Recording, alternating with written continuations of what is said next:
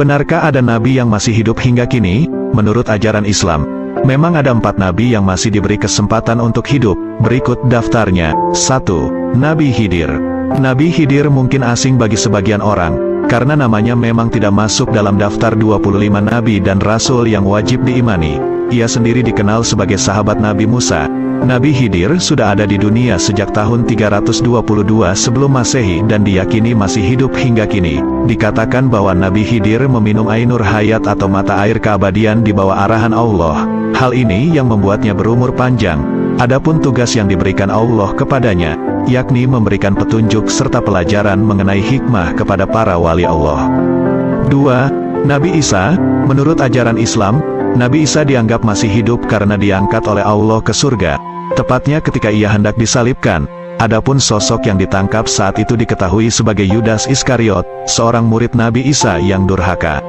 Disebutkan bahwa Allah menggantikan Nabi Isa dengan Yudas, yang wajahnya dibuat mirip Nabi Isa.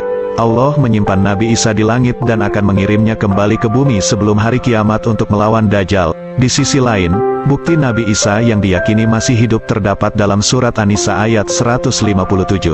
3. Nabi Idris. Berdasarkan cerita, Nabi Idris mengajukan syarat kepada Allah ketika nyawanya akan dicabut. Ia meminta dibangkitkan kembali dan terjadilah. Ia merasakan kematian sebelum akhirnya Allah membangkitkannya lagi. Nabi Idris lantas melakukan perjalanan ke neraka dan surga. Ketika hendak pergi dari surga, ia meninggalkan alas kakinya di sebuah pohon di sana. Malaikat Israel menyuruhnya untuk mengambil benda itu. Namun, dengan alasan nyaman, Nabi Idris tidak ingin meninggalkan surga setelah masuk kembali.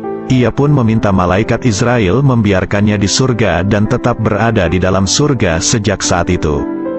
4. Nabi Ilyas. Nabi Ilyas menjadi nabi yang diyakini masih hidup hingga kini. Suatu hari, ia didatangi malaikat yang hendak menjemput nyawanya.